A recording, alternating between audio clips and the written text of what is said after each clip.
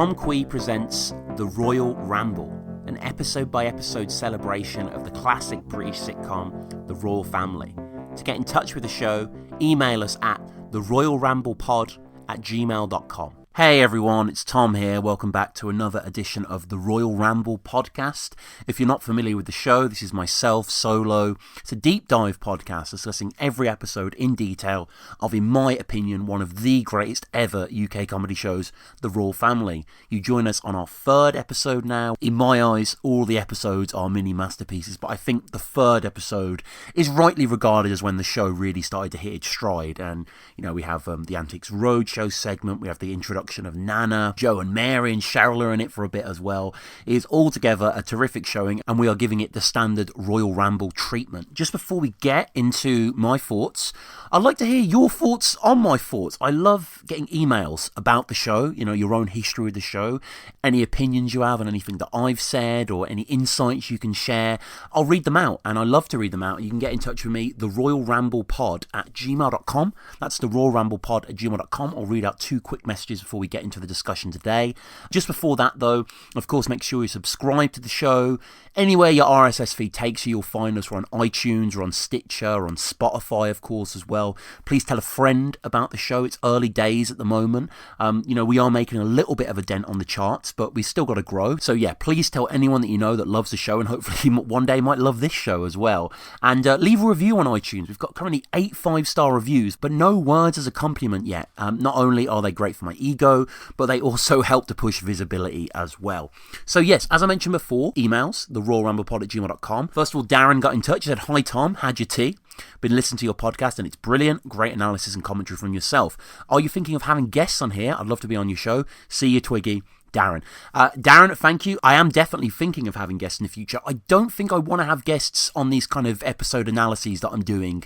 Just to be frank, like, you know, the notes are very detailed and I play loads of clips and I go on these tangents where I talk about like Cole Malden and IKEA and stuff like that. So I don't know how well a guest would fit into that, regardless of how good the guest is. But I do want to get people on the show in the future, absolutely, just for maybe general discussions. You know, today you're going to hear a clip from Mastermind, and I kind of want to do a kind of Royle Family Mastermind in my own thing. Like, I've watched this show so much, especially on these rewatches now. I've just gleaned so much detail, and I think for a show that revels in the minutiae, it makes sense to do some sort of hardcore quiz. So maybe I'll have people on for that. You know, I also want to have interviews as well with the cast, with the writers. I've been badgering Ralph Little constantly on Twitter to get a retweet at least, but nothing yet. But it is very, very early days for the show. So thank you, Darren. And our final email comes from Simon. Simon says, "Hello Tom, great podcast. I've just listened to the first episode. I admin on Facebook fan groups for the Royle Family and Early Doors, so I'll be advertising your podcast on them. It would be great if you got around to Early Doors when you got the time. It's a real gem of a series that deserves a lot more praise than it gets. Looking forward to hearing more from you. All the best, Simon." Yep, Simon, as I've said before on the show, and thank you again, Simon, for getting in touch, but as I said before, Early Doors is definitely being covered. I'll be doing all of Royle Family, which I think is about 24 episodes in all, so 3 seasons of 6 episodes, obviously 2 Christmas specials, and then we have the 4 specials on top, and then there's like the comic relief things, which I've never actually seen. I don't know why. I've sort of been holding off on them for whatever reason, so you know, maybe I'll watch them at the time when I'm doing the episodes. But after I've done Royle Family, I'm not even going to really take a break. I'm going to jump straight into Early Doors because I'm a giant Early Doors fan. You know, I consider it as an equal to the Royle Family. I saw the stage show last year twice. I saw it in Birmingham when it was on tour, and then me and my dad got tickets to see it in Salford as well at the Lowry, and both times it was spectacular. So yeah, Early Doors is definitely going to be covered. I did ask Simon as well about the Facebook groups that he admins. So if you just Google the Royle Family Greatest Quotes, which is a great group that I've been perusing today, and To the Regiment, the Early Doors fan group. So there's quite a few Royle Family groups, but there is only one Early Doors group, and it's called To the Regiment, and people are posting there 24/7 all about the show. So good. Simon also adds, "I don't know how far ahead you've recorded, but my personal favourite episode is Another Woman, which is absolutely brilliant. So well written and observed. My favourite line being, 'I'm not talking to you, Dave. That's good. I thought I'd gone deaf.' All the best with the podcast, Tom. I'll post every new episode on both groups as you release them, Simon." So yeah, Simon, this is so terrific. Like, I really appreciate you putting the word out for this. And Another Woman, at the time of me releasing this episode, I have written my notes for Jim's birthday, which is the 4th episode, and I'm slowly recording it, so it'll be out in about 2 weeks from the time you listen to this, from the time this drops on the 8th of February. But yeah, Another Woman is up next, and I completely agree. That is definitely one of my personal favourite episodes as well. Probably Barbara's Finally Had Enough is my ultimate favourite episode. Also, also, I love the christening one. I love the one after Elsie's funeral as well. I really like this episode, Sunday afternoon. I think this is, a particular treat. But yeah, we're going to cover all of them, so we'll get to that eventually. So yeah, guys, as I said before, please leave a review on iTunes if you haven't already. Please tell a fellow Royle family fanatic about the show if you haven't already. Check us out on Spotify and email in as well. If you have any thoughts on any of the stuff that I cover on today's episode, the Royle Ramble pod@gmail.com, and I'll read out everything that gets sent in. So yeah, let's get into Sunday Afternoon, which is episode 3 of season 1. It was written by Carolyn Ahern, Craig Cash, Henry Normal, directed by Mark Mylard, and originally aired on the 28th of September 1998. So we open, as we normally almost always do, in media res, in the middle of things. Sunday dinner has just concluded. Right. Now, we're a lovely dinner, Barbara. Thanks, Mum. We see the plate finished with all the traditional trimmings, some mash left, some roasties left as well, which is a cardinal sin in my book. And we get our first shot of Nana. In my eyes, the best character in the show, in a sea of incredible performances. There really just isn't a weak character in my eyes in the Royle family, or someone who's played badly, much like The Wire. It's just the pedigree runs deep. And, I'm going to spend a lot of time on Nana in this episode. Liz Smith's performance as Nana, as Norma.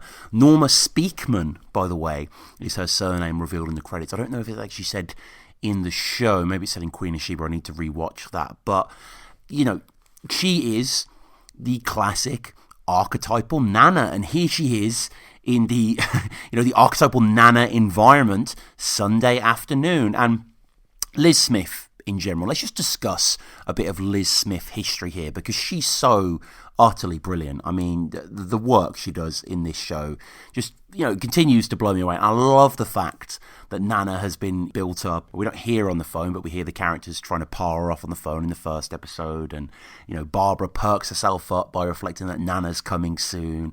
And boy, does she make an entrance. Boy, does she make an impact. So Liz Smith was actually born Betty Gleadle, and the name Betty is going to come up later. I wonder if they did that as a little reflection of her. Maybe, maybe not. She was born the 11th of December, 1921, and she sadly passed away on Christmas Eve, 2016. Liz Smith, of course, was her stage name.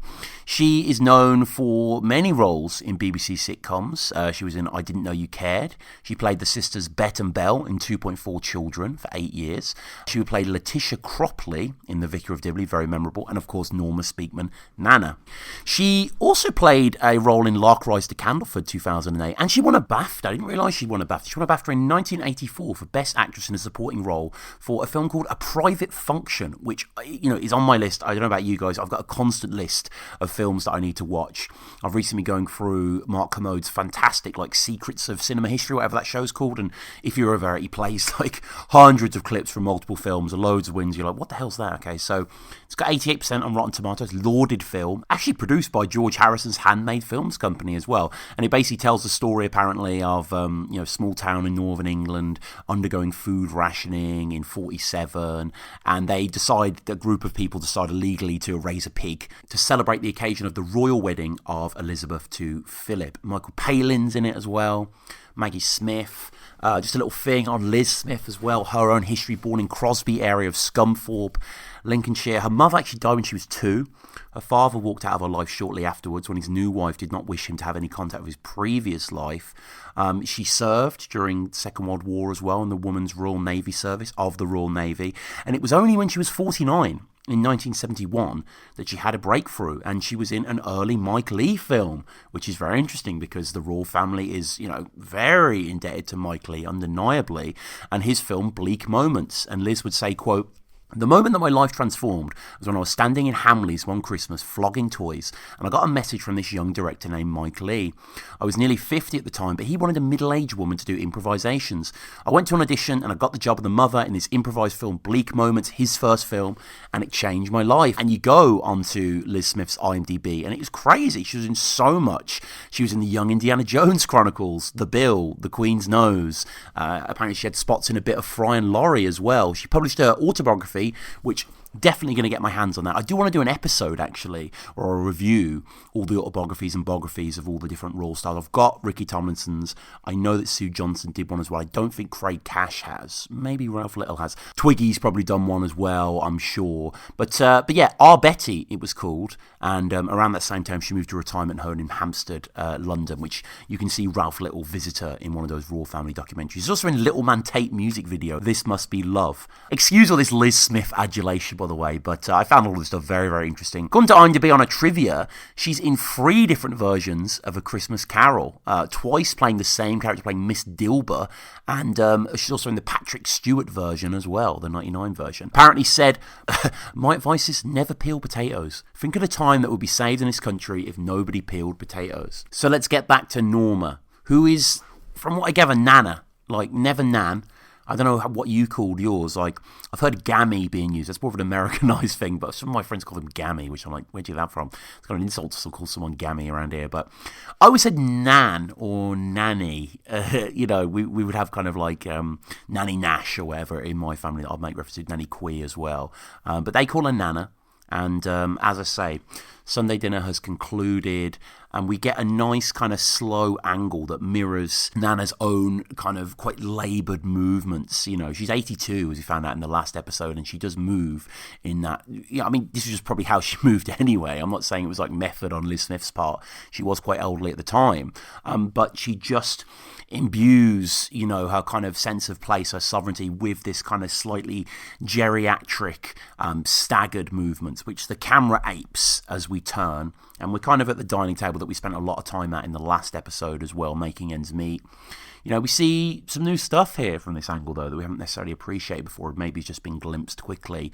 A blue lampshade. It's kind of assorted flowers behind Nana on the little cabinet. Maybe they're false. The wallpaper is peeling beside the entrance to the kitchen by the light switch as well, kind of anticipating perhaps the wallpapering, we see, quote-unquote, done by Twiggy and Jim there in Season 3 with Mambo number 5. There's a guitar clock as well on the wall, which is a little gauche. It's kind of the outline, the wireframe outline of a guitar, and where the sound hole would be. Obviously, there's a clock face. It's very royal. A nod, perhaps, to Jim's musical propensities, which are explored soon in this series, but maybe not. And you imagine what we're seeing here in this episode has happened, many, many times before, for decades now. Like, think about yourselves. How many times did your nan come round, or did you go around to your nan's on the Sunday afternoon? There's kind of this eternal nature to this interaction that I love, and I just love the fact that it's just called Sunday afternoon, because it kind of is that. It kind of just unfolds in a very, predictable manner to the Royals, at least, if not to us, and it's just, so engaging in spite of that. And Nana slowly reaches the sofa, all in her own time, and she can't help herself, really. Like, she has this knack, and Jim kind of does similar things. Like, you see so many parallels between their characters in this episode especially, but throughout the series, where, Nana will turn whatever's being spoken about, whatever happening, into a little sob story for herself and how it relates to her own loneliness. And it's wonderfully done, and it's something we see throughout the whole episode. You see, that's the thing, when you live on your own, it's not worth doing a chicken just for one. It's too much for one meal. You see, you can get 4 or 5 meals out of a chicken. You're sick of it by Thursday. So talk of Sunday dinner and the cuisine one partakes there, becomes a reflection of, her own kind of slightly abject state. There's too much for one meal, she says. And Norma turns to Jim when he offers a solution to her issue, and we instantly get a feel for how this is going to go with her as a character, with an answer like this. Yeah, but you can just get a chicken breast, can't you? Well, I'm not that keen on chicken.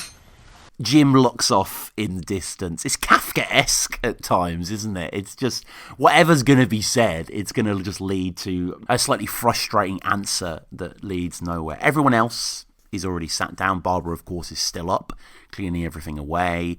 Denise is rocking quite a classy, nice top. Not the one she got from the market that looked gorgeous on Cheryl. This is a different colour. This isn't blue. Anthony's out on his chair. I mean, I call it his chair. Anyone else can sit there at any time, unlike Jim's throne. But he's over there. You know where he is. Jim's fixing a clock. he's tinkering with the back. Kind of another classic father figure trope, Sunday afternoon trope of, the dad just sort of messing absently with something. Perhaps in his previous job, which again we have no real indication of what he did, it was in some sort of engineering field, although I would doubt it. I think it's just something to mess about with, I suppose. Barbara, as I say, in the back is clearing up, gathering some sauce off the tables, and in spite of this is still caring after Nana, after Norma, asking her if she wants a stout or a cup of tea. And her answer, and the gradual increase in indulgence from everyone else, everyone's smiling in recognition, everyone's playing Nana like a fiddle here, which again kind of parlays into the routine nature of this occasion, I suppose. I'm sure they've done this many, many times before. Oh no, I never have me stout till 9 o'clock. A cup of tea'll do me, love. No, I don't drink at all, me. Just a bottle of stout of a night and a cherry at Christmas. What about a whiskey at New Year, Nana? Oh, aye, whiskey at New Year. Sherry at Christmas and a bottle of stout. Anthony reading Judge Dredd magazine, by the way. Judge Dredd, comic book franchise based on the longest running comic strip in 2000 AD, which started in 1977, which is a British weekly anthology comic. Judge Dredd would then go on to kind of have his own publications as well outside that, because he really was a kind of breakthrough star. 2000 AD, one incredible publication that continues to be, but especially in the early days, I'm quite interested in kind of early comic history and British comic history, especially anything with Alan Moore. Alan Moore is someone that I worship, and he wrote a lot of Future Shocks over there, which is kind of like these 1-2 page sort of thrillers they used to do over there for burgeoning writers. Judge Dredd being the titular character in the franchise Judge Dredd, a law enforcement officer in the dystopian future city of Mega City 1, which covers most of the east coast of North America. He is a street judge, empowered to arrest, convict, sentence, and execute criminals. Anthony nods to Nana, knowingly, as he's further getting a tune out of her. And Denise hasn't said anything yet. She's just smiling, watching the TV. It's nice that Nana's behind her. The camera's sort of settled on her and Nana sitting beside each other. We can see Barbara in the back stacking up the dessert bowls as well. She sort of smiles to Anthony, but of course we don't have any fancy cuts in the royal family or anything like that. We do have reaction shots here and there, but she smiles off camera towards Anthony, which I really, really like. And she's holding the smile as well as Nana takes the bait from Jim about bubbly at the nuptials. You'll be having champagne at the wedding. Oh yes, champagne at wedding. Whiskey at New Year. Sherry at Christmas and a bottle of stout. That'll do me. Barbara, as always, is tirelessly working as she, has no doubt slaved on the dinner, amongst other things. In the second Sunday dinner episode, next series, it opens with her, if you remember, completely overrun, sweating and, and desperate and just swept off her feet. And I imagine this was probably no different today. Just to go back quickly to Nana talking about, champagne at wedding, whiskey in New Year, etc. Liz Smith's facial expressions are wonderful. Really like an elongated richness to her. She pauses as she lists. She languishes. Nana's fashion as well. Wearing a classic blouse too. Kind of a deep blue, floral with the cardigan. Really perfect. In the background, it's kind of hard to appreciate what's on the TV, but it's almost like a kind of Aphex Twin, ambient, minimal electronica. I wonder what it actually is. We don't get a chance to see it. And Barbara, you feel, especially as the series goes on, she feels herself is misunderstood, is unappreciated. And for all her flaws in Nana, she does care. And I'm sure no one knows Barbara better than her own mother. So she asks her own daughter about her own mother. Hey, Denise, your mum's looking tired. No, she's fine. You don't think she's taking too much on, what with this bakers and all you lot? No, she's sound. The way Denise is she's sound, completely ignoring what's going on. I'm sure the thought of Barbara being run ragged has never really crossed her mind, what with the wedding and all that, but I'm certain it never would have anyway, in spite of that, I mean, some daughters are absolutely devoted to their mothers. Hello, let's look at Barbara and Norma, but that kind of paradigm isn't ever going to be explored between the two of them, sadly. She is, of course, definitely taking too much on, but, it comes with its perks sometimes as she brings in some cream cakes from the bakery. I've got us a little treat. Ooh, yeah. I love cream cakes, me. Ooh. I don't know which. They're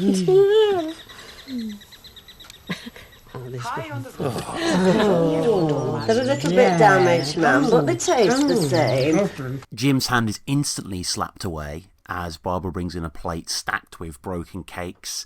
You know, Nana, as she always does, takes a little too long in everything, takes a little too long in choosing things, you know, in doing most things, really. And Barbara indulges her sweetly here. She's all smiles.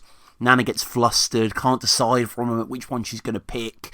She clearly goes for the biggest one, the one that Jim was after, and Jim, you know, takes no time. He's made his mind up before the plate was even in the room, and he just snatches one instantly. The camera then pans out. We can see Anthony is leafing through his magazine. Denise is watching the TV off screen with the ashtray on her lap. I'm sure the cakes from Barb's Bakery are delicious anyway, but there's something in particular about these that is especially whetting Jim's appetite. It tastes better because the flea these.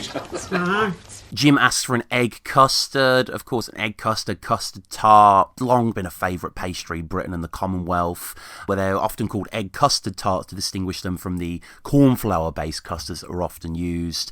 Lots of variations of this regionally as well. There's the Manchester tart, where a layer of jam is spread on the pastry before the custard is added. Other versions have fresh fruit or rhubarb cooked into the filling. Denise doesn't want one as Mary's about to come round for the wedding dress fitting, but Jim rightly says that you won't put weight on that fast. Again, slightly hackneyed logic, as we see quite a bit in the royal household, but in the moment it makes sense, and with a damaged eclair in front of you, especially one that's free, it's hard to resist. Anthony grabs one too, and just as he touches it, Barbara asks him to put the bin out, and he fights back. Oh, nice one. Hey, I'm having an eclair. Look out, dirty shaitan. Anthony, go and put that bin out, love. That chicken will start to stink if we leave it. Mum, I've just sat down. What about lazy ass here? Hey, there's too much swearing in this house. That's you, that is, Jim. You've taught him that. Taught them my ass. Of course he was going to say that in response. That's something he's heard his entire life. And I like the way the eclair is used to illuminate the different kind of approaches that the royals have to certain things in life. Denise, for example, we see, has taken hers apart delicately, whilst Jim's is already gone and, you know, he's back on the clock repair. His beard already crusted slightly with filling. There's probably some of that bean juice from the last episode in there too. Mary comes in. I mean, what can we say about Mary yet again? Such a wonderful character, supremely performed. And I love that she instantly checks on Norma. What me? Oh, come in, Mary. Oh, hello, Norma. How are you keeping? Not so bad, considering. Racket they make at night. It's a quick shot of Barbara looking a bit irked and sad at hearing her nana say that. And then Mary herself is asked what she had for lunch. Have you had a Sunday dinner, Mary? No, I haven't bothered. That's the mood I'm in. That's the mood I'm in. I mean, you know, plays to the slight mania of her, right? The madness we saw in the pilot and what we'll see later on from her, like when she forgets she's a dinner lady and thinks she's a teacher. Mary is going to get Cheryl, but Barbara encourages her to stay, so she pops a squat and Anthony is forced to go outside and given another job. Dave isn't here then. I'll go and get Cheryl and we'll bring in the dress. Oh, sit yourself down, we'll phone her. Hey, it's only next door. Anthony will go. Don't get lost. £98 bloody pound our last telephone bloody quarter. Jim is still banging on about the phone bill. The mystery of Aberdeen persists. And yet again, Nana is so adept at twisting any situation to reflect on her seclusion. We had the lovely dinner of chicken becoming a catalyst, and now the phones. I know. Not cheap, are they, phones? Especially when you live on your own. I wanted to do one of them friends and family, but I couldn't make up the numbers. Most of them were dead. Oh, I want to do the pots. Most were dead. Jim, which I guess if you're 82 makes sense. It is morbid, but it's, you know, it's true to life. Jim can't stand it, to the point where he actually leaves to do some housework, murmuring to himself as he leaves. Hey, I'll tell you who has died. Bloody old hypocrite. She's bored them to bloody death. We actually can hear as well Nana say, oh, I'll tell you who has died, as he closes the door to create some separation. Now, we're in the next scene. There's actually a break in the script here, unlike the last episode, which was essentially treated all as one shot. We have a few back and forths here, which is nice. We move the action into the kitchen. Jim goes over to the sink, pours lots of washing up liquid in the pan to soak. I mean, classic move of the man who doesn't really know how to clean things. Kind of like Denise and the dishwasher, kind of imagine there's a magic that occurs here that doesn't need any elbow grease. The kitchen as well. Good God, the aftermath of a Sunday roast. Peelings all over the table, plates stacked, various jars of various sauces slowly hardening and drying. And Anthony enters from getting Cheryl and is immediately put to work by Jim. Does he want to wash or does he want to dry? He's asked. He's told to dry, but he'd rather wash. Jim brings in the old family fortunes that we heard prior, and Anthony reluctantly, inevitably, gets on with it. Father and son together in the sink. Anthony, knowing his audience, knowing that it's just him and Jim, goes in for some Nana slander and, gets a little blowback, but Jim can't resist either.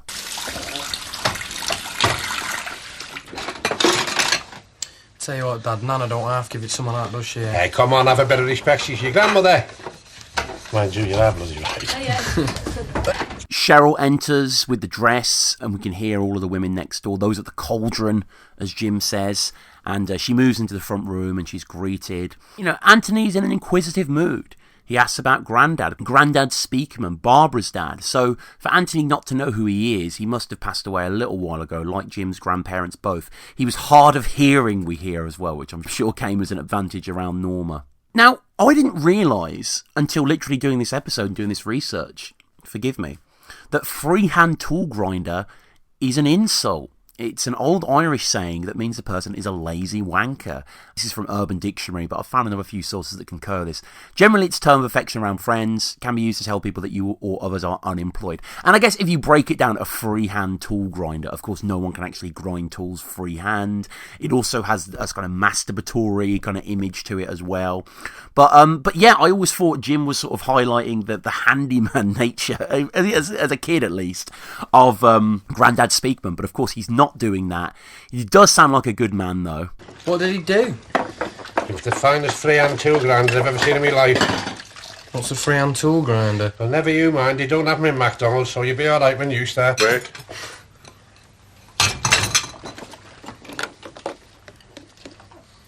Yeah, look.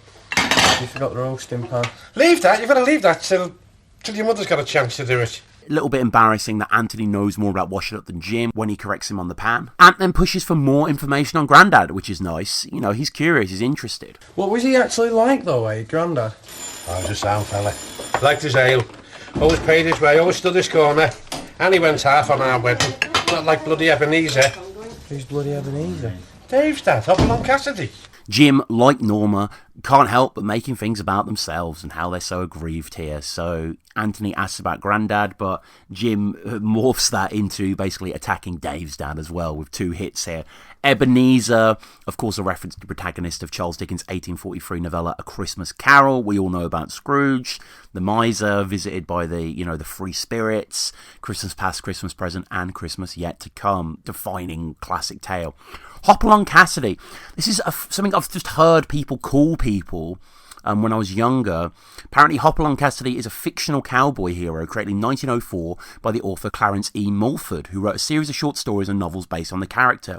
Iconic character of the early age of television, supposedly had his own theme park in LA in the 50s, and in 2009 was immortalised on a series of US stamps depicting early TV characters. Just as they're slandering his father, Dave enters. We see an angle here we've never seen before on the show, where imagine the front door, there's a corridor, so you can either go into the lounge or a corridor that leads forward to the kitchen, so kind of running along the back side of the lounge. He's been inside briefly, you didn't really get to see anything. We get a better image also of the kitchen. We see all the sliced veg, we see all the plates. I would imagine Jim would have finished off most of this. I don't know about you guys, but at the end of Sunday dinner, if there's roasties available or whatever, I'm normally mopping that with a bit of bread, but apparently not. Jim is, I don't know, he's not got the appetite apparently. We hear about Dave's bad pint. Dave seems a little worse for wear, and Anthony constantly asking questions right now. I'm rough today, me.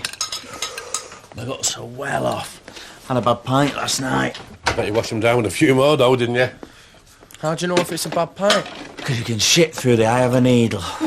We hear about the pear tree for the first time. He doesn't clean his pumps, which are kind of like adjacent to the feathers over there. Anthony reveals he's had a pint there, and it's not bad. He's 15 after all. And the show loves to twist well-known phrases into punchlines. There's a lot on early doors as well. Maybe it's kind of a Craig Cash thing, I don't know. And, considering Dave's off guts, this is certainly one for the ages. No, actually, the lager's alright. How would you know, soft lad? Dad, I'm 15. Hey, listen, if I ever catch you in the feathers, I'll clip you down the bloody ear, all right? You do not shit on your own doorstep. I nearly did last night. Couldn't get the key in quick enough. I love Jim's motley laughter there. Dave hasn't learnt, though. He's back down the pear tree tonight doing the quiz for 20 notes and as much as he can drink. So, Jim says just 20 notes then. And Anthony, crafty Anthony, he has a plan up his sleeve. What are you doing tonight? Well, I'm back down the pear tree. I'm doing the quiz night there. Oh, yeah. What will you get for that? 20 notes and all I can drink. Oh, just 20 notes then, eh? Hey, you could give us the answers. I only win a T-shirt. It's better on my back, innit? To be given the answers and then to win from within, to have some sort of subterfuge. It's only a T-shirt, but it ends with a funny retort to Dave here. I know it's a fix if you win. You don't know now.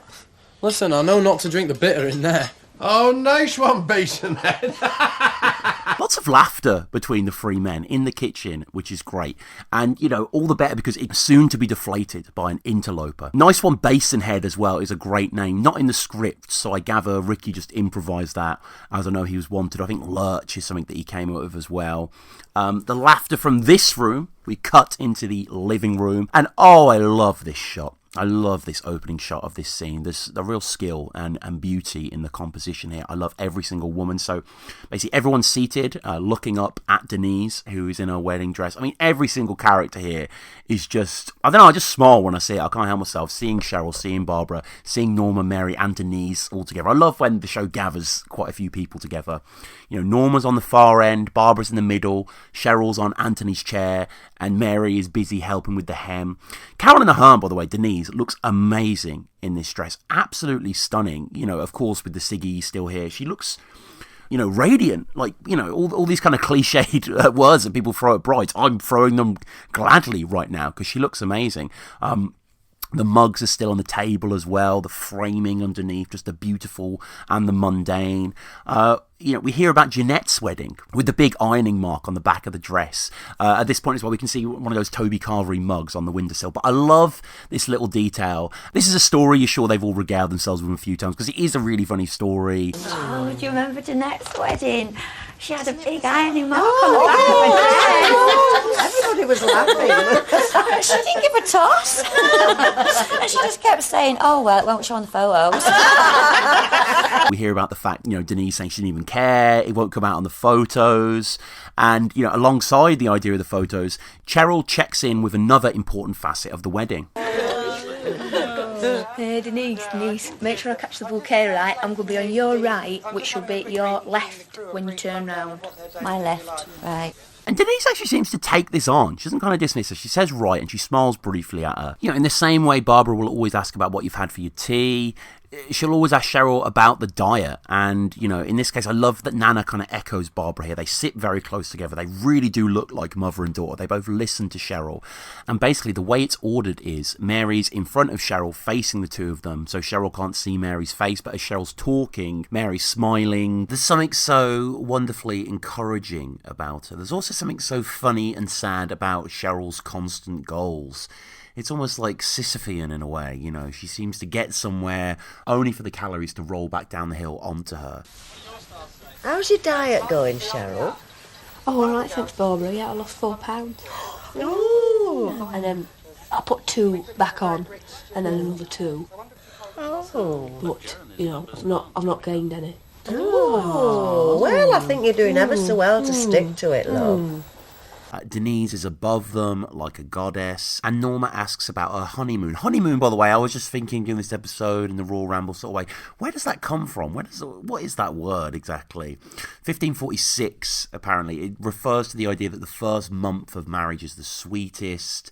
There's many other kind of definitions as well. Refers to the changing of the moon, which is no sooner fuller than it begins to wane. This is Samuel Johnson talking about that. And Norma and Barbara kind of look up in awe at Denise. The framing of the shot is fantastic, the way they're just sort of glimpsing above. So, where is it you're going again? Tenerife. Oh, that'll be gorgeous, won't it? Love the way Nana says that'll be gorgeous as well. And you can't help thinking that, this is a kind of anomalous Sunday afternoon amongst the traditional ones, because she's having a really good time here. She's getting to see Denise's dress and find out about more of the future of the wedding and what's going on. We hear about Norma's past husband and their own history. Me and your granddad went to Blackpool for a week in a B&B. It's a Harry Ramsden's now, which is quite fitting as we met in a fish shop. So much history in this episode, and any morsel we can get about the Royle or Speakman clans. I just cannot get enough of it. I'm sure you're like me as well. Let's start with Harry Ramsden's, fast food restaurant chain based in the UK. Claims to be, quote, Britain's longest established restaurant chain.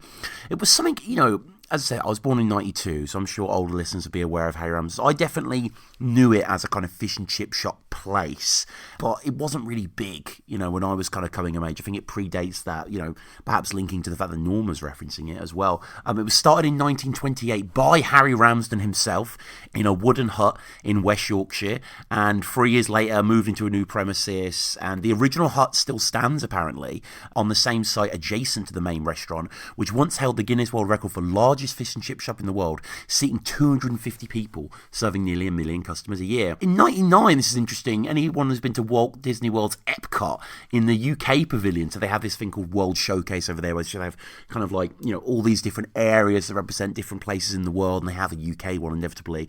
And there used to be a Harry Ramsden's there, but it got renamed in 2006 to the Yorkshire County Fish Shop, which is kind of a nod to the original UK restaurant. And Harry Ramsden's is also featured on Undercover Boss, that Channel 4 show. There was one in Merry Hill as well. Any of my West Midlands heads who know about Dudley know about Merry Hill. There was one there. But apparently Harry Ramsden's is still going in some form. And here we hear about Norma's husband and their own origins. It was after the town hall dance. I went there with my friend Betty. Oh, Betty. She married a joiner, moved to Leeds. It knocked her about a bit, but her home was lovely. Barbara here is fantastic, just smiling throughout. First, a lovely meeting. I mean, does this not feel something just drawn out of the pages of an old World War II romance novel, the town hall dance? Her friend Betty as well, which interestingly, as we touched on, was Liz Smith's christened name. The way Barbara says, oh, Betty, like that, you know she's heard of Betty before. Like, my nan would do this. Like, my nan would often talk about, like, old friends of hers and things they'd done and kind of drop their names as if you knew them, But obviously, I really like that kind of affectation that they did there. The way Barbara touches her arm lovingly as Norma's telling it, these are kind of familiar tales. But as evocative and rich as this moment is, it's also brutal. I mean, Betty's fate there. He used to knock her around a bit, but her home was lovely. That stinger at the end. I mean, really funny, but really dark. And the fact that he's a joiner too, that's just a little element that I think makes it all the more worse, because I'm not saying that domestic violence is on any sort of scale, but damn, I mean, a joiner, you'd imagine him to be brutish, to be strong-handed. And it got me thinking, actually, what's the difference between a joiner and a carpenter? And apparently a joiner is a craftsman who joins wood in a factory or workshop. They make doors, windows, staircases, and all that sort of stuff. And a carpenter normally works on site fitting the projects that the joiner has made. So there's a little tangent here. And how are we supposed to feel about the reality of Betty? I suppose in Norma's telling, she's trying to look on the bright side. She's trying to grit her teeth and go through it. I mean, we see in Barbara, this is late 90s. This is kind of the modern world. She's still chained to her domestic responsibilities. I'm not saying, Jim's as bad as the joiner or whatever, and I'm not saying Barbara has a nice kitchen either, but she Barbara's had enough. We'll see when her kind of tolerance snaps. But it's just so sad, really. It's just kind of like, oh, she gets, the goal of really having a lovely home and a husband. But the reality is that she moves to Leeds and she gets knocked about a bit, which is just, it kind of wins me whenever you watch this. I love this moment, but the classic royal family really couching something quite funny in a really dark outer shell. Nana isn't without her caustic side though, and when Mary asks her if she still sees Betty with Leeds, she responds thusly. Do you ever hear from her, Norma? No! I never liked her, even when we were best friends. So what are you wearing, Cheryl? I love that Mary asks as well, because I think we're all kind of thinking that, like, okay, what has kind of gone on with Betty? And you certainly don't expect Norma to say what she says. I never liked her, even when we were best friends. Yikes. What's that supposed to mean? I mean, we're in a room here with two of her best friends. I don't think Denise has ever said that Cheryl's like her best friend or vice versa, but you would imagine they are. I imagine Denise doesn't have many friends, to be honest with you. Cheryl either. The way Denise gets on with Beverly and such. And I guess they're drawing a slight parallel there because, when Norma says that, there's a quiet beat afterwards, and then she asks Cheryl about that. And, Denise maybe uses Cheryl in a certain way. But yeah, this little insight into Betty, into the joiner, into Norma, and the town hall dance, and the fact that, they went on their honeymoon to Blackpool and Denise is heading off to Tenerife. Just spectacular. I should say as well, when Norma says that, I never liked her, even when we were best friends. What a quote. You can see Barbara look at Denise, and Denise smiles down. We don't see who she's smiling at, but, I imagine it's probably Cheryl there. So the way that Mary, what a affectionate, caring, just kind of, Nana's very much the archetype of the nannies, and Mary's like the pure maternal mother. Like, she's kind of Barbara on steroids to a certain extent. We hear that it's a lovely, dusky peach dress that Cheryl's going to be wearing, and you always hear that adjective dusky, normally in a negative way, isn't it? It's like when you call someone who's slightly on the larger side bubbly, which just comes off as insulting when maybe it's not even meant to be. We're going to have to look forward to that in the future to actually see it. But the way Mary just holds Cheryl tight with affection as she says what she says, hugs her close, smiles, it's really sweet. She's trying to lessen any hurt that she's probably feeling right now, Cheryl, which is no doubt compounded by the fact that she's seeing her best friend, her own Betty, if you will, marrying off while she's single, still living at home and fighting her weight issues. Oh, it's a lovely dusky peach dress. We just have to let it out a couple of inches, that's all. Jim enters restless because, of course, upcoming is the Antiques Roadshow. And the shot of Jim coming in and, him kind of not realising for a second that Denise is even there. He's so obsessed with Antiques Roadshow being on shortly. Is terrific. He looks up in awe, and she really does look resplendent, I have to say. Yet again, it suits Carolyn Aherne down to the ground. She is beaming, radiant. And there's a great shot of Jim smiling with his hands kind of bashfully in his pockets, and Barbara and Mary are both beaming at his own stupefied reaction. And, there are these moments here of just elevation in the show when it kind of goes beyond the, domestic grime and the pettiness.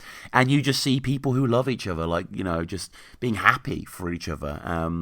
We heard about Betty before, and then we get a little lightness after this as well. Still got to be Jim, though, hasn't it? Would you look at her? That dress is absolutely gorgeous. Don't scratch the coffee table though, love, will you? I mean, as if it's not been eviscerated by countless uncoasted mugs and ashtrays and such. I really like that Jim's memory is sparked by seeing the dress about Jeanette. We hark back to Jeanette, the ironing mark on the dress. Hey, do you remember Jeanette with that bloody big burn mark on her back? Hey, we've just been talking about that, Jim. And the poor old bridesmaid was standing right up to her like that, right through the bloody ceremony.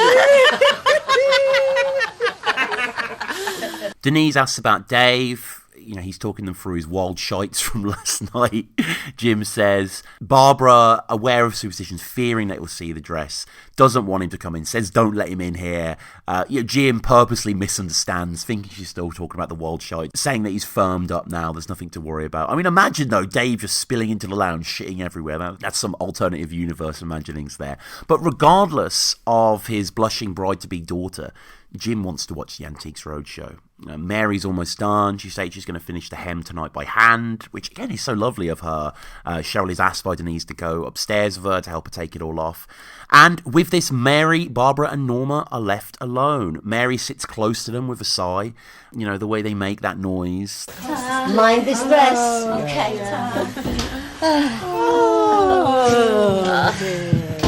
The way they exist together, you imagine, you know, they are in conference. Jim said a cauldron before, but that's kind of a negative way, but just seeing them together, you know, they're all kind of similar ages to a certain extent. Obviously, Norma kind of outranks Barbara and Mary on that front, but they all have similar experiences, and the scene, again, always catches me off guard. It's absolutely terrific. It's tragic that their own experiences in marriage allow them to confide each other about, you know, their own unhappy unions, just as they're sending another bride down the aisle. You feel for them, don't you? Yeah. The whole married life ahead of them. They know nothing of pain. No. Well, I hope they make it all right. It's not easy, is it? No. I were unhappy for 25 years, but at least I had a try. Norma here at the end, devastating to hear. I mean, I keep going back to the Betty thing, but it's really sticking with me as I'm doing this episode. Also that, you know, I was unhappy for 25 years, but at least I gave it a try. And, you know, it's more than a try. I mean, you imagine that Mr. Speakman, the freehand tool grinder, died. You know, she would never have left him or anything like that. Consider it, really. Norma with the freehand tool grinder, Barbara with Jim, Mary with Joe, who are about to meet and who we heard of last week in relation to, you know, Mark's ears and Mary's present, that, you know, the cardigan that Barbara was getting. It's depressing. It's very, very real. And, you know, I can't imagine Barbara's happy about hearing this. Like, would you like to hear from your parent that they were unhappy the entire time they were married to your mum or dad? Barbara just kind of takes it. You know, I guess she's, again, probably heard this quite a few times before from Norma. Norma does have a stock catchphrase and her moods and her tropes that she enters here. But, again, this whole section, I just think a beautiful coda, like, you know, really kind of puncturing the whole illusion of marriage, which is kind of pockmarked before we even get to the wedding day. You know, we hear about Dave and Denise arguing and all that sort of stuff, and we'll explore, you know, a whole episode coming up where they come back pissed arguing. But yeah, just tremendous, really. And the scenes, because there's quite a few scenes in this, we're going back and forth, and they all end perfectly as a segue. Like, and it's just, yeah, you don't even get really a second to kind of dwell on that, really. And then we're thrust straight into the kitchen. And here we are. Jim is making tea. Dave asks, what's the dress like? You know, Jim doesn't have an opinion on the dress per se, but he does say she looks gorgeous in there. You know, something that he couldn't really say to Denise up front in there. He more complimented the dress rather than her, but here he's doing the opposite in the kitchen. In the kitchen itself, we can see some tinnies on top of the cupboard. Jim's at the window. Anthony's kind of sitting behind on the worktop as well, as teens would do. Like, I would always do that kind of gangly sit up with your leg kind of hanging on one side and the other one knee up, you know. Jim at the window spots Joe coming in and refers to him as Mastermind. Joe, of course, Mary's husband. Mastermind, for those unaware, British TV game show on the BBC. Its creator Bill Wright drew inspiration from experiences of being interrogated by the Gestapo during World War II. The show features an intimidating setting and challenging questions. Obviously, you have the specialised subject round of the contestant's choice and the general knowledge round. Now, funnily enough, when I was making my notes of this, I quite like Mastermind in general anyway. And I was thinking to myself, well, surely someone's done the Royal Family on Mastermind. I mean, they do bland generic topics like bloody Marvel films or Harry Potter or stuff, and they do real niche stuff. Like, I was watching the episode the other day, and like one of them was like Scottish lighthouses of the 20th century. It's like, respect for doing that, because that is, you know, that's hard. So I was thinking, like, has the Royal Family been on there? And yes, it has. And I am going to play it for you right now. Now, I found these questions quite easy, and I'm sure if you listen to a Royal Family podcast, you will as well. I guess when they were setting them, they didn't have the right people. They should have asked me, you know, but I could definitely go with a tougher Royal Family quiz than this. But yeah, have a listen here and see how well you do. And your name is? Steve Rhodes. Your occupation? Financial controller. And your chosen subject? The Royal Family. The Royle Family in 2 minutes. Here we go. What is the name of the local pub in the Royle Family that's mentioned in most episodes of the series? The Feathers. Yep. Who dances to Mambo number 5 with Jim while the pair strip the dining room wallpaper in preparation for baby David's christening celebration? Twiggy. Yep. What reason does Barbara give for not marrying Charlie Rogers when she reminisces about being at the cinema with him at the time of President Kennedy's death? Bushy eyebrows. Yes. Which character says, no, I don't drink at all, me, just champagne at weddings, whiskey at New Year, sherry at Christmas and a bottle of stout? Nana. Yes. Who plays David Sr. in the 2008 Christmas special, The New Sofa? Tom Courtney. Yep. Barbara insists that she and Jim should spend their 50th wedding anniversary abroad. Which seaside town do they end up in, along with Denise and Dave? Prestatyn. Yep. The family return home early from their holiday in Prestatyn because there is no television reception there, and they're without what crucial item? Chip pan. Chip pan. What is the name of Anthony's girlfriend, whom he intends to surprise with a romantic marriage proposal on New Year's Eve? His plans are spoiled because Joe can't keep the secret. Saskia. Yep. Who shares the main writing credits on Series 1 with Craig Cash and Carolyn Aherne? Henry Norman. No, Henry Normal. In the 2012 Christmas special, Jim wins £100 on a scratch card that Barbara finds down the back of the sofa. What replacement item does he secretly buy for Barbara with the winnings? Wedding ring. Yes, Jim is amused when Anthony announces that he's become the manager of a band that is a cross between Oasis and the Manics. What is the band called? Exit. Yes. At baby David's christening party, the Royals' neighbour Mary gets confused and says she's a school teacher. What's her actual job? Dinner lady. Yeah. What is the title of the one-off special first aired in October 2006, which details the events that lead up to Nana's death? The Queen of Sheba. Yep. In The Queen of Sheba, Jim is furious when Nana steals the batteries from the television remote control because it means he has to sit and watch which television programme?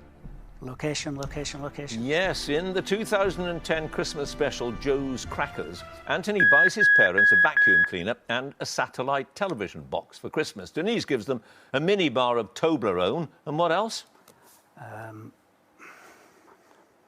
Pass. I can tell you in that case, because we're out of time anyway, a fridge magnet. Yeah, off her own fridge. Steve, that one pass, you have 13 points. The only things I really struggled with there were the sort of post the Queen of Sheba specials, those questions, because as I've said prior, those aren't like really, in the forefront of my mind. I'm not too familiar with them. I've got to be honest, I'm not really a huge fan of them. I kind of love that the guys are in it and, it's written by them and blah, blah, but I don't know if the essence is slightly gone. But look, I'm getting way ahead of myself. I'm only halfway through episode 3 right now. So we will get to those specials eventually. So in comes Joe, in a cardigan, low tie, work clothes, almost. He stands in the kitchen, hands in pockets, setting up his stool. Anthony, as I say, is on the sideboard, leg up to his face. He looks into the damaged cake. Joe is, of course, Peter Martin, English actor, born 1934 in Accrington, Lancashire. I recognised him when I was watching this show as a kid because he was in Emmerdale, which I can't say I'm a big Emmerdale or a soap fan in general these days, but when you're a kid, you just watch what your parents write. And he played Len, who was in the show from 2001 until his death in the show on the 17th of May 2007 in Emmerdale Village's 500th anniversary episode. He's also been in Coronation Street, Last of the Summer Wine, Chucklevision, Brass Staff, Skins as well. Supposedly very famous for being in some TV ads in the 80s for the juice and hardware chain. So yeah, in comes Joe. And the Royle family, it simultaneously likes to relish, to lather itself in stereotypes and to turn them up on the head to a slight extent, and to kind of subvert them and see what they can do with them in a more modern context without the laughter track. Because we've all seen this kind of character before, right? The monosyllabic, boring, agonising silences. Because, Royle Family is a show of silences and ambient noise, but Joe kind of is the the negative flip side to that, when it's kind of just a bit of agony. Like, you can see people are really, like, the three lads here, the three men in the kitchen are trying their hardest, and they really, blood out of stone comes to mind here. So Joe comes in, and Joe, of course, is someone like Mary that Anthony's grown up with, that Jim and Barbara have probably known for like 20, 30 years or something, and it's interesting that they still don't have any chemistry between them. I guess Joe's always been this way. And, you know, maybe you can read into Cheryl, like her certain binging issues derive from having a silent parent who doesn't really care about her, doesn't defend her. You know, when PJ says that, what's it, the one with the fat ass, one with the giant ass, when he's asking who his daughter is in the christening episode, you know, he doesn't fight back. He just sort of, whatever, he doesn't give a fuck. And Mary's a bit too over-caring to a certain extent. You do, Joe and Mary, you just think of Betty and the Joiner, don't you? Just the mismatching stuff like that. But we will see Joe drunk later. Joe, in fact, gets his own Christmas special episode, for God's sake, with Joe's Crackers as well. So Joe's here. Jim looks off. He offers Joe a cake. It's just this one static shot, which I think is absolutely terrific. You know, there's no camera movement here. It's pretty much done in one take. And Joe's here, but he's not giving anything to the social sphere. He's just kind of taking it in. You wonder why he's here, but I guess like Nana, it's just a visit to the household that everyone within the family have to endure every so often. It's awkward. Of course it's awkward. You know, Joe doesn't say really anything. The conversation is a struggle. The TV can be heard faintly in the background from the next room as well, which, with the laughter that we've been hearing prior between these three, that's been all clouded over. Jim asks if he goes to the pear tree. Everyone looking in the distance. Everyone's scrabbling. You know, Joe really taking his time with the cake as well. We'll see him later licking his fingers and stuff like that.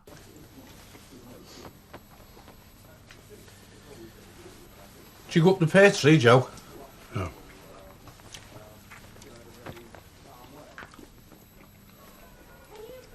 Don't like the bitter. Neither does my bumhole. It's like a chewed orange. He doesn't like the bitter. Well, of course he doesn't, because he doesn't seem to like anything really. He doesn't even smile at Dave's attempt at humour, the chewed orange. Jim is against the clock here. He's aware Antiques Roadshow is coming. Jim informs Joe that Barbara's mother's here. Why don't they go see him? I mean, can you imagine that conversation? It's a shame we never really got any scenes between those two. And the show nails, like, when you don't have anything to talk about with someone, what do you talk about? Well, you talk about the weather, I guess. Did you hear the thunder last night, Joe? No.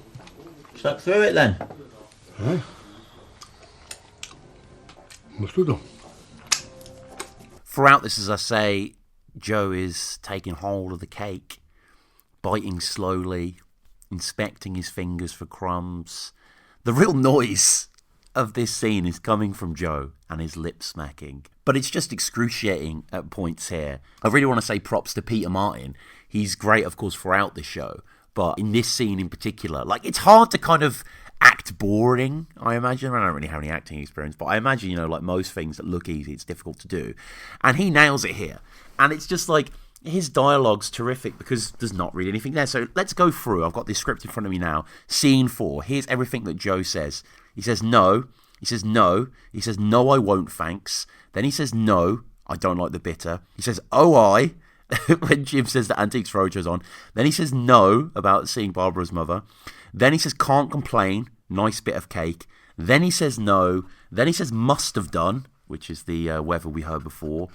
Mary comes in, she says, are you stopping Joe? He says no. And that's it. So he, he doesn't get any, long sequences or retorts or anything like that. He's just, saying the bare minimum, doing the bare minimum, just taking up a little bit of space in this little world. And when Mary enters, she's so enthusiastic and she doesn't even wait for Joe. She just leaves without him, She doesn't indulge him or anything like that. Hilarious scene, and Anthony manages to finish it off strongly. Now, again, this isn't in the script, what Anthony says, so I like to think it was possibly improv. Bloody hell, he's hard work, isn't he?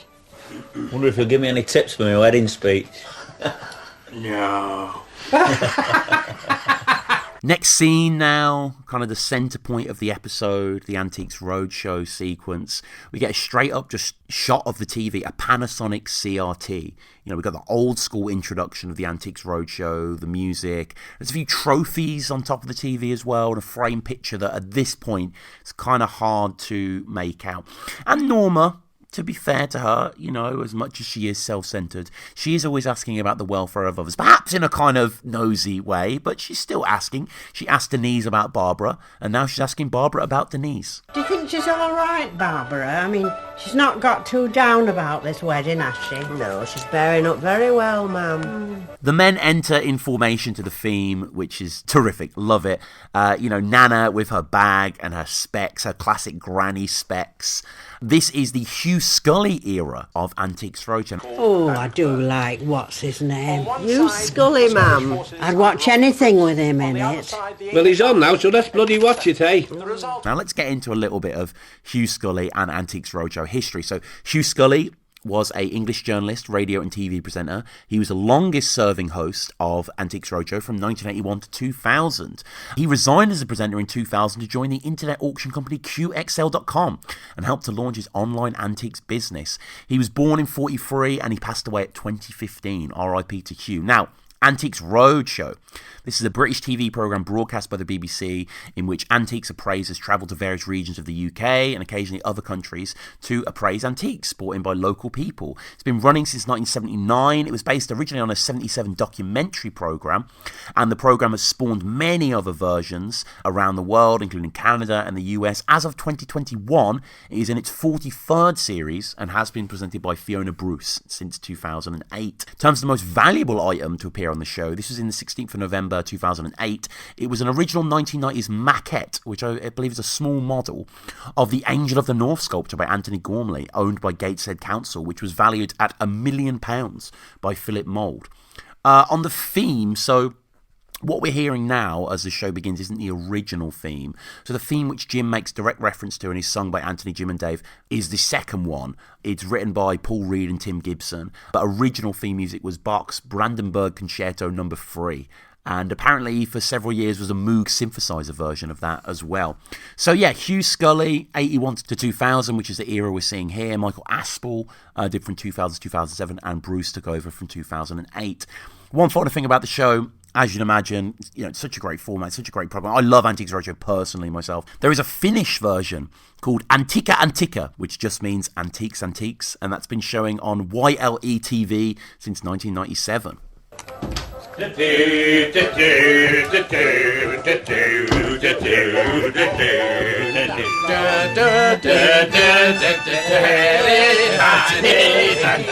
alright, Nana? Hello, love. They took their revenge at a place. And we get into them watching the Antiques Roadshow, reacting to the Antiques Roadshow. And this is one of the most pioneering things in the entire show for me. Because normally on TV, I mean, maybe there's been examples of this where we watched the TV with someone before. I don't think so. I'm pretty sure they broke new ground here. And, this would lead to Carolyn Ahern and then Craig Cash subsequently narrating Gogglebox. Because that's kind of what we're seeing now, really. We're seeing the family just, comment on what they're seeing in front of them. Commenting crucially on something that is real. Something that is a true episode. Something that I imagine if this had happened in other shows, like, I don't know, think of The Simpsons, for example, when they're watching TV. They're fake shows, aren't they? I know it's a cartoon, but it's the same kind of idea. They don't just do straight parodies. But here is the actual artifact, excuse the pun. And, I always wonder, with this, and with Who Wants a Millionaire as well, how did they write this? Like, did they just have selections that they wanted to improv and go into certain directions? Because, it's not like there's something in the show that really kind of forwards the plot or anything like that. It's more just, we learn a lot about the characters, the way they interact with it and comment on it. But yeah, I always think, was Craig Cash, if I ever get the chance to speak to Craig Cash or Henry Normal, that's one of the first things I'm going to ask. How did you actually put this together? Because it's so expertly done. I guess they just riffed with notebooks and kind of figured out what was going to be said. And, Antiques Roadshow is maybe slightly easy. I don't really want to use it easy, but you can kind of just have, it's little vignettes, isn't it? It's little snatches. Whereas Millionaire, they follow one woman's whole progress through the questions, which is just unbelievable. Really excited to get that episode. But Denise comes from downstairs as Barbara gets Anthony to get her tin. Again, Mom's having tins with money in. Classic. Dave just ignores her, basically. He's watching the show very gormlessly in that way Craig Cash can kind of loosen his jaw and widen his eyes, unaware. And Denise just sort of scolding for it. She's a bit like, why are you ignoring me? We're going to get married very shortly. And as I say, so meta, so genius, the idea of a TV show where they watch real TV, something we've all watched as well, something we've all probably done. I'd certainly never seen the idea of betting on Antiques Roadshow. I mean, granted, I was a child when I watched this, but Is that an established thing? Like, is that a trope? Is that something the royals kind of developed here? And there is the irony that they're watching something very highbrow, the Antiques Roadshow, not really designed for them. They have no real cultural appreciation per se. It's more an abstract game. And Paul Abbott actually mentions this, the kind of surreal nature, he being like, legendary TV writer, creator, most famously perhaps for Shameless. He was on that Royal Family doc as well. And he was talking about how, it's very odd, the idea of them being in a house of crap on shit sofas, betting on Grecian urns or whatever. Jim rounds up the bets for the first lots of the day. Nana gives Anthony money and says they can split the winnings, which is nice. Dave puts in for Denise.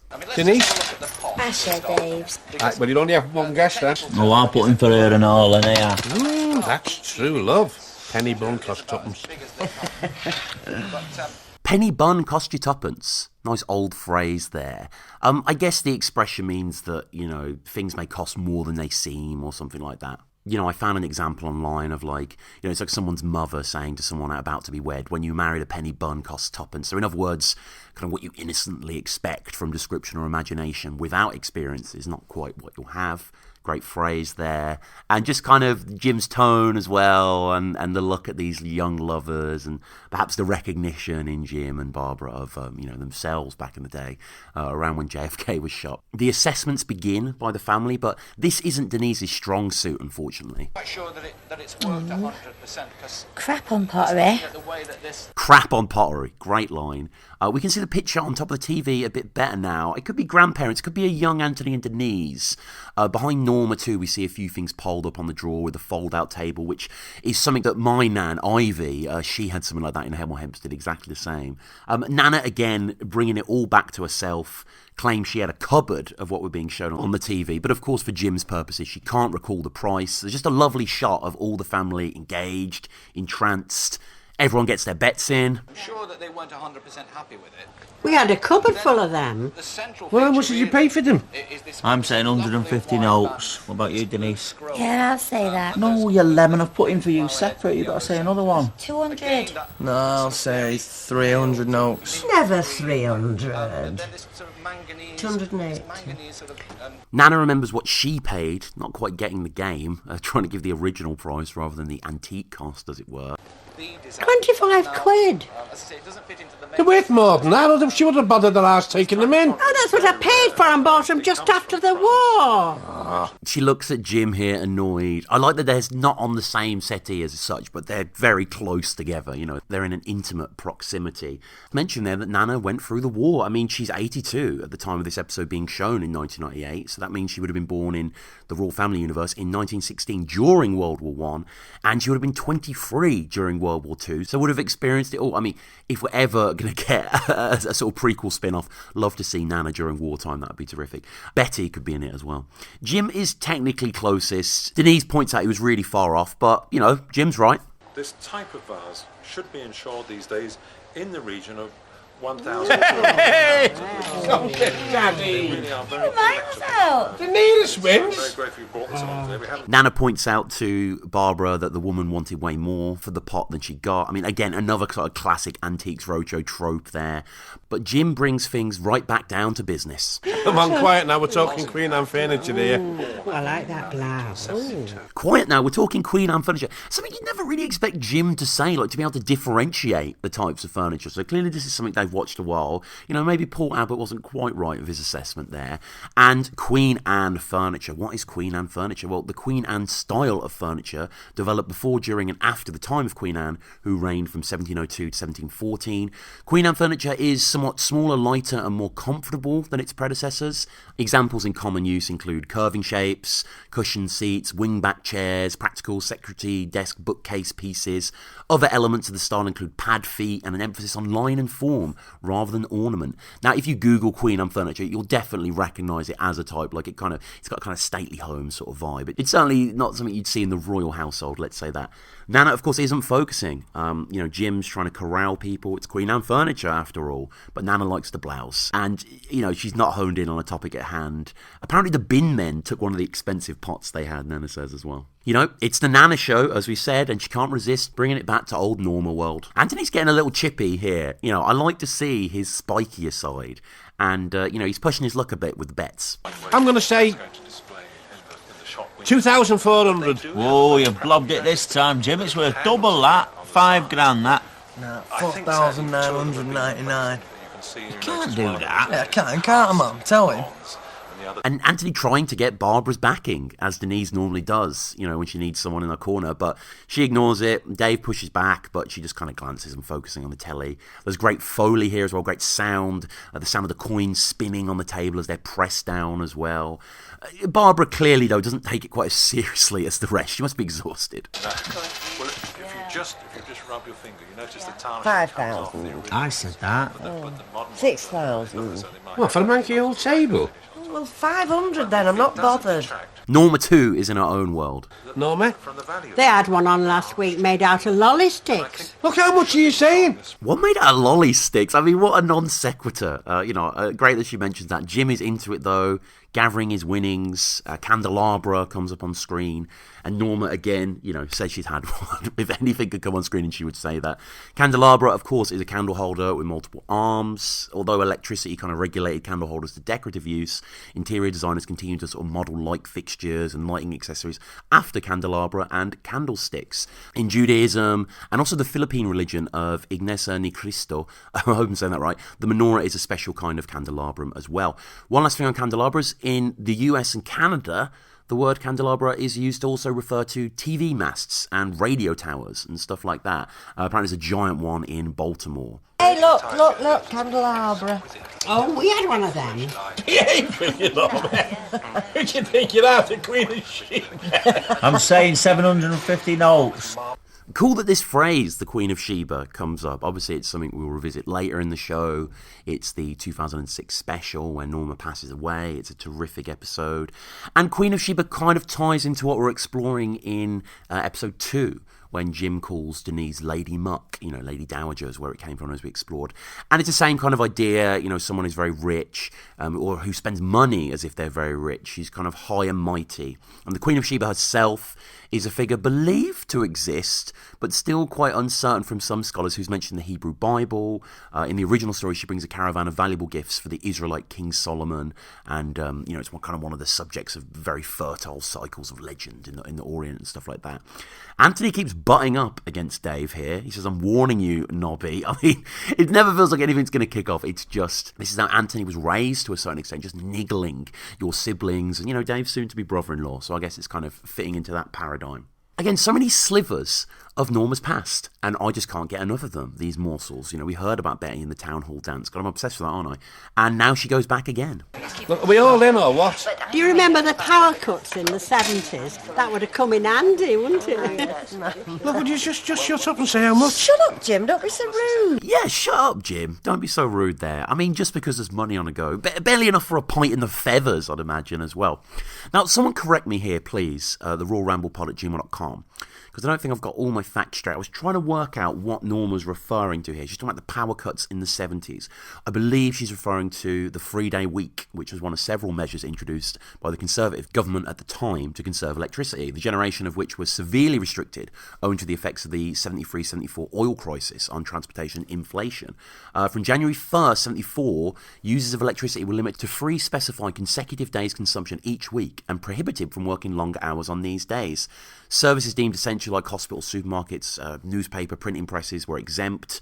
Television companies were required to cease broadcasting at 10:30 during the crisis to conserve electricity. See, I've never heard of this before. This is fascinating. So if anyone ever went through this, or anyone has any more insight on that, get in touch with the show. Love to hear from you. Norma continues. We had candles on saucers all over the house. We had to tie the dog up. Do you remember, Barbara? Cool to hear they had a dog as well. I wonder if the Royals have ever had any pets in the past. Maybe that gets referenced in the future, I'm not sure. But I can imagine no, certainly not a dog. I mean, the amount of upkeep that takes. It would just be Anthony taking it on walks all the time and coming back to make the tea. So nice to hear they had a dog. I'd love to know its name, actually. You know, it weren't all bad for Norma and the freehand tool grinder then. And Barbara has mentioned her sister in Middleton as well, so maybe there were more Speakman siblings, but we at least know there was a dog, there were power cuts, all that sort of stuff. The idea of tying the dog up because the candles are all on saucers and it being a risk as well, so it's clearly a big dog. Again, just a kind of funny memory. Really, really like the way it enhances our sense of the reality of these characters. Jim is annoyed though, because he's missed it. This is before Sky Plus, so no rewinding, no on demand. We've missed it now. How much did he say? Oh, I haven't said how much. I think he said 750 notes. No way. Well, what did he say then? I don't know, and we'll never bloody know, because I couldn't hear. There was too much yapping going on. Well, why don't we have a rollover? I was on for the bloody hat-trick there. Sod it. I'm going for the tom tit. Oh, get off. Come on. The way Norma says, "Oh, get off." Brilliant. And it also kind of shows Jim's nature here, that he's quite fragile to a certain extent. He's quite susceptible to quick changes of mood. He's been really looking forward to this show. He came into the room singing the theme song. He was pushing for his daughter in a wedding dress to get out of the room so we could watch this programme, maybe make a little bit of money, check out a bit of Queen Anne furniture. But it doesn't matter. 3 bids in, he says he was in the way to a hat-trick. You don't care. He's going off for a tom tit. It's an hour-long programme, so they could jump back into it, but the show kind of is in the background now. We've kind of had our little moment of them betting on, which is, just fantastic, of course. Anthony's off to the offie with his 20p back. Ooh, he's an old mardy ass. He always was. Yeah, well, I'm having my 20p back. I'm going to the shop. Get us 20 ciggies. Can I keep the change? Oh, Anthony, shout up and see if your dad wants any ciggies, love. Again, Jim ciggies. We never see Jim smoke in the show. Probably a logical choice there. Maybe it's just to kind of, it's on purpose. It's just to kind of exist in the sphere outside of what we see. It would be odd, actually, seeing Jim with a cigarette. I don't know why. I just think that would kind of unnerve me slightly. Anthony shouts up to his dad if he wants the ciggies, and there's this back and forth. Barbara laughs when he screams back, which shows a nice bit of love between them. She can find a bit of pleasure in his grumpy ways. Mum says get him out of your winnings. I can't have a shouting piece here. Here, Anthony, here. Get me some. And get me and your Nana a crunchy. And what about you, Denise? Do you want one? No, I'm cutting back. You have half with me, Dave? Yeah. Get one for yourself. And get your dad a Turkish delight, love. All crunchies. Who doesn't love crunchies? Crunchy, of course, a brand of chocolate bar of a honeycomb, toffee, centre, sugared centre, made by Cadbury, originally launched in the UK by J.S. Fry and Sons in 1929. Until September 2010, Crunchy was produced in Somerdale, the Keynsham plant in Somerset, UK. However, production is now transferred to Cadbury's new plant in Poland. Doing a bit of Crunchy research, in 2000, a short-lived but successful sister chocolate bar was launched called Crunchy Tango, and it featured Tango orange flavouring. Other limited editions apparently include lemonade crunchy, fiesta burrito crunchy, champagne and mint. And in the 60s, a crunchy peppermint was available. And finally, an endless crunchy was released in 2013 for Christmas and contained 40 crunchy bars. Turkish Delight, very acquired taste. I do quite like Turkish Delight, but I get that people don't. I mean, as itself, before, they're referring obviously to kind of the Cadbury's brand, the Fry's Turkish Delight or whatever, but Turkish Delight is kind of, it's kind of many things, isn't it? It's kind of gel and starch and sugar, and you have hazelnuts and walnuts bound by gel, and it's kind of small cubes dusted with icing sugar and powdered cream of tartar to kind of prevent clinging. Fry's Turkish Delight was made by Cadbury's, launched in 1914. It consists of rose flavoured Turkish Delight surrounded by milk chocolate. In 1919 it became Cadbury's. From the late 50s, the slogan "Full of Eastern Promises" has been used for the product on British TV advertisements. And in 2000, Eastern Promises was ranked 37th in Channel 4's poll of the 100 greatest adverts. Nana, Mama Hen, checking up on everyone. She brings up the wedding to Dave. Are you looking forward to the wedding, Dave? Oh, aye, big style. Yeah, I'm going to be hammered by 8 o'clock. Oh, you better not be. That's what your stag night's for. He's only trying to wind me up, man. I can have a drink. You're not getting hammered, no ways. Apparently he can't get hammered, no way. But of course you imagine Denise totally will be. The tradition continues with Nana and her drinks. I'll just have a glass of sherry and missed out. That'll do me. And your champagne, man. Oh, aye. A glass of champagne. A glass of sherry. And miss out. Dave watches. Denise smirks at Dave when he's unseen in the shot.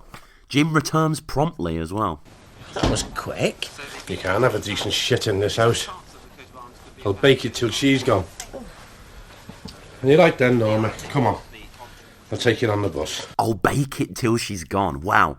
Such an image. What a concept. Jim is actually planning to bake it on the bus as he goes to get Norma to leave. I suppose he could go in Norma's if he needed to, but, you know, he seems to value the sanctity of one's own throne room. You know, he wants to go as soon as possible. Oh, Jim, she's only just settled. It'd be less trouble if I were dead.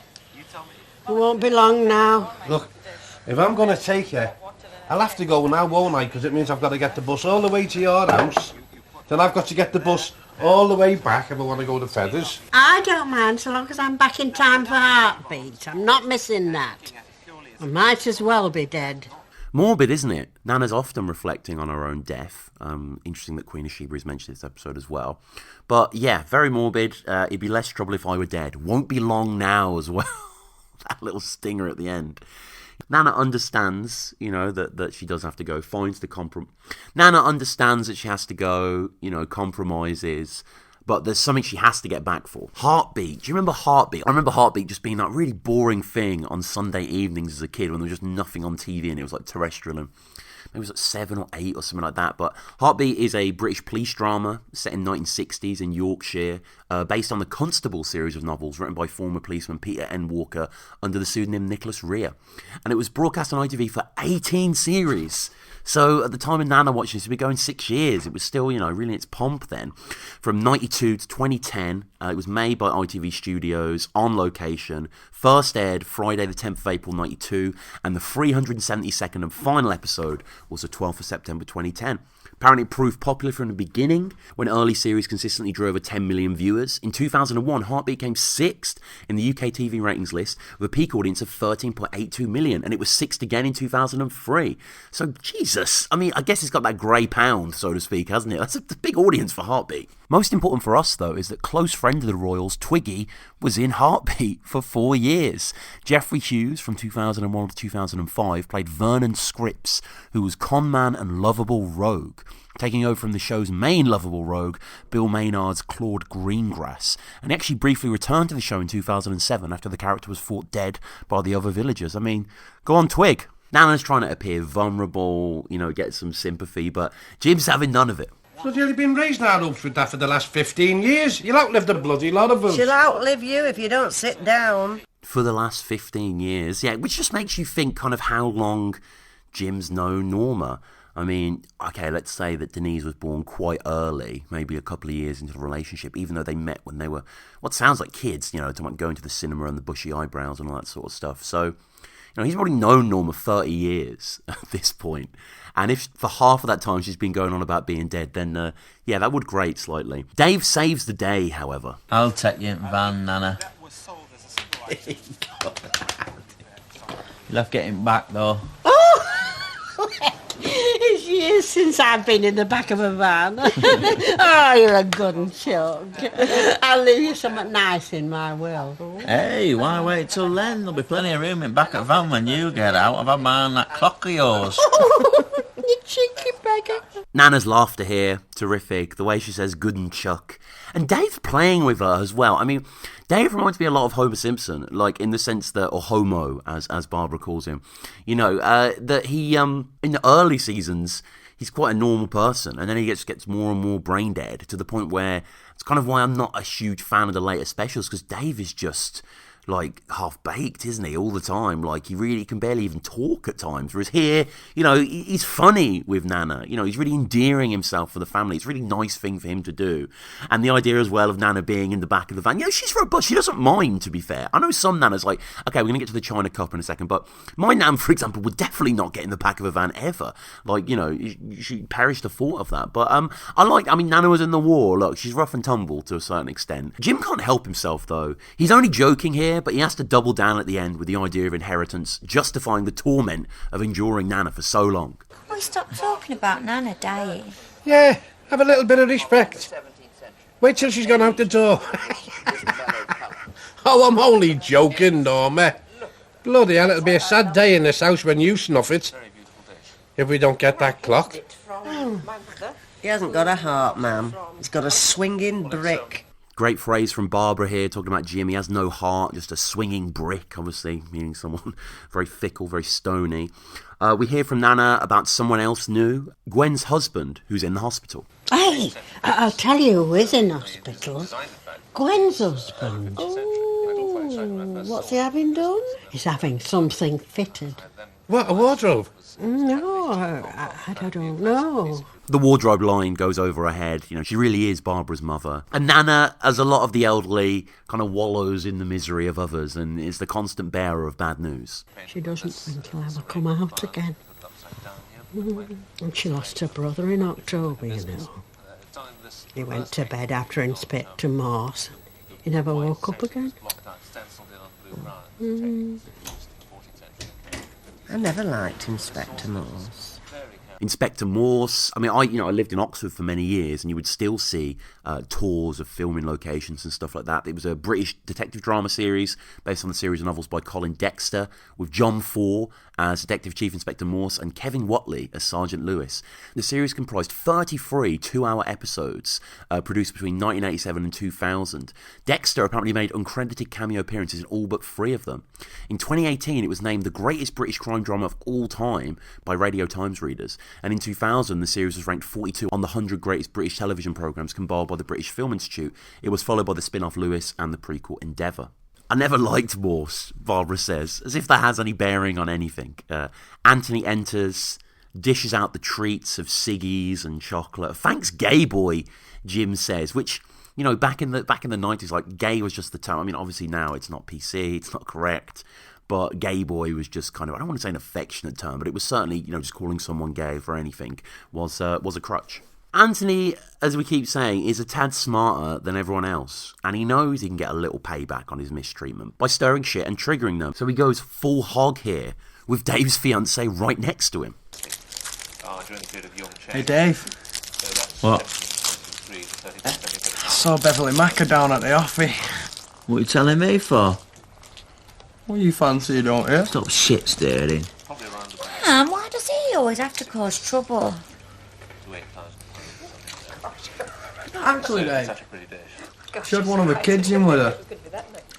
Starting to look a lot like you now. Shut up, Anthony, that's enough. And just as the situation seems to be settling, Nana pops up brilliantly. Who's Beverly Macker? The girl Dave went out with. Only once. Well, that's all it takes. I did now. Better not, don't. She's dirty cow. Have I ever seen Beverly Macker? No more about Beverly Macker. Anthony, make a brew. I've just been to the shop. Come on, the kettle's already boiled, lazy ass. And it's your own fault for staring the shit. Mum? Leave him, Denise. Anthony's ushered outside as punishment to make a brew. And Jim's right, you know, he's kind of stirring the shit here. Denise hits him as he passes, and Anthony hits her with his crunchy.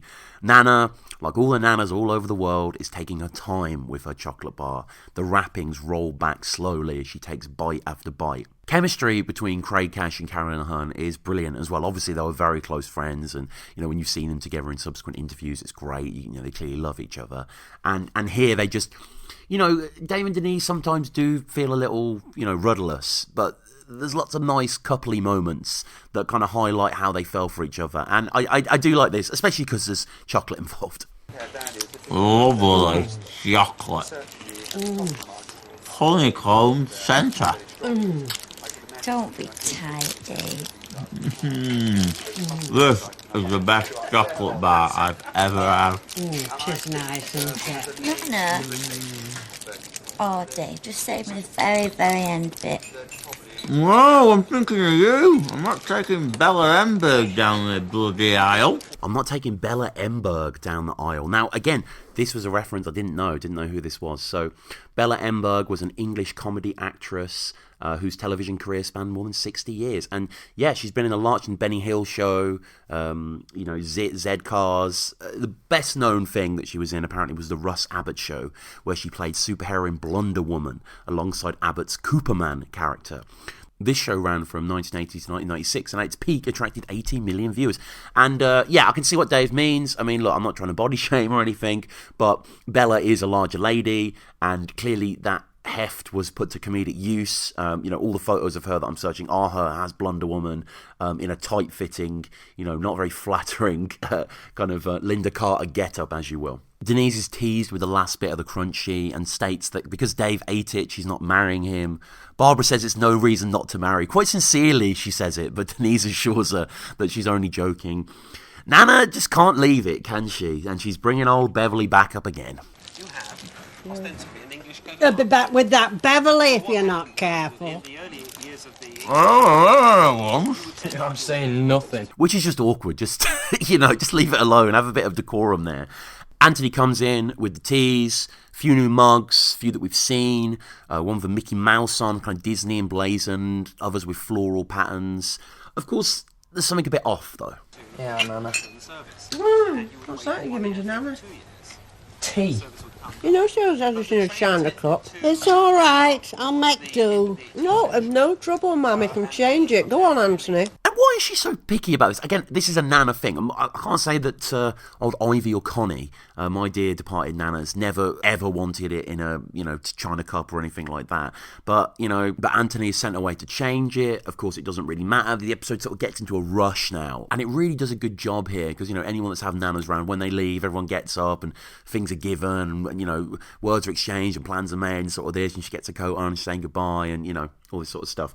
So yeah, unfortunately, Nana doesn't even get to finish her tea because Dave, as we learnt earlier, has the quiz to get to. I don't want to rush you, Nana, but we're going to be off soon. I've got to get back to the pub quiz at Pear Tree. I've not got a tea yet. Well, I can't say I've not had a lovely day. The way she gets up as well, Liz Smith's physical acting is tremendous.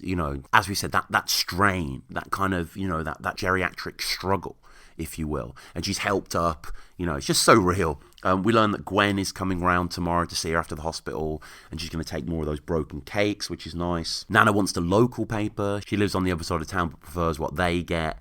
It shows, first of all, how far away she lives. There's a whole different paper in the different district. But I don't know if it's just me projecting now. Did my nan actually want the local paper from somewhere? I think she may have done. That is definitely something they would do as well.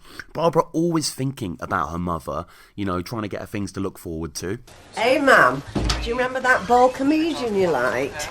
He's on at Labour Club. Oh, it was funny, weren't it? Did I get you a ticket? No. The no, just that you kind of think because she said he was so funny, the bald comedian at the Labour Club. Lives at a Labour Club as well. I guess yeah, it's not kind of Nana's bag. Maybe she saw him once and doesn't need to do it again. But I wonder what sort of comic he was. What sort of comedy that Nana would be into. She is funny and she is personable. I can't imagine he'd be too blue or anything like that. But some sort of observational Peter Kay-esque thing, I'm sure, will go down a treat. Nana gets a bag, the paper, the stout, Jim does say, bloody hell, you're leaving us anything. And this is the gathering, as I say, kissing everyone goodbye, the TV's on, Denise returns back to her seat, Jim doesn't even get up. As the script says, Anthony returns with stout, there's the usual kisses and goodbyes. Barbara's still looking out for her, even though Dave's driving her all the way back. It's not like she's getting on the bus alone or anything, or, with Jim or whatever. But she needs to make sure she's safe. Bye-bye. Now ring me as soon as you get home, Mum. What's going on with Dave? What the bloody hell do you think's going to happen? Dave, see her right inside, love. It's like Beirut round there. Hey, Jim, will you take me Montel Williams? Yes, love, yes. I hope it don't The way Barbara says Beirut round the as well. I love that inflection. Nana also can't stop asking for things, so just as she's out the door, coat on, she asks Jim to take Montel Williams for her. Montel Williams, now I'm sure many of you are aware, he's kind of, he was actually in the US Navy, I think, for 15 years. And he's kind of an American television host, motivational speaker. The Montel Williams show, I do remember it being on around that time. It was kind of a Ricky Lake, Jerry Springer type. Trisha, remember Trisha? All kind of in that kind of vogue. Ran for 17 seasons, 4,325 episodes. And so, yeah, quite interesting. Kind of a tabloid show, kind of a people proto-reality show. Again, kind of, we're learning a bit more about Nana's tastes right at the end. Bold comedian that she likes but never wants to see again. And Montel Williams, another bold guy. The script says, finally, all but Dad and Anthony go to the door. And again, Anthony is curious about the history of the family. And, you know, I like the way it ends with Nana just getting out the door and into Dave's van. And there's a quick final dismissal of her by Jim. Dad, has she really got a load of antiques? Has she, my ass? And that brings us to the end of the episode. The end of episode 3. Definitely the best episode yet, although I love 1 and 2 as well. But I know this is, you know, well, it is a classic, but I know to many people this is a treasured episode, and rightly so. It's a masterpiece of form and writing and performance. And as always, if you have any thoughts on any of my thoughts, or just anything in general on the episode or the Royle family, I would love to hear from you. The Royle Ramble pod at gmail.com is the best place to get in touch with me there. Please leave us a review on iTunes as well. 5-star, and leave something nice down below, or something constructive or whatever. Help to push us up the charts. You know, we're slowly getting there. I have a few things that send emails, or like, you know, where you have listeners and stuff. And I think we're about 40 on the chart on TV reviews on iTunes for the UK, which is cool, and a bit higher in Netherlands as well, of all places. So please tell all your friends, tell all your Royle family fan friends about this show. Tell them to get in touch with me again, the Royle Ramble pod at gmail.com. Check out all the links down below for the Twitter and such. We're on Spotify, wherever your RSS feed takes you. I'll be back in 2 weeks at the time of this being released for episode 4, which is a great episode. It's Jim's birthday. I've already started making my notes for that. I need to do a second rewatch and add some more detail. But yeah, as always, this has been Tom. Thank you so much for listening. Go back and rewatch The Royle Family and whatever else. Check out Early Doors as well if you haven't. I'm sure 99% of you have. But yeah, stay safe out there, and we'll speak soon on Jim's birthday.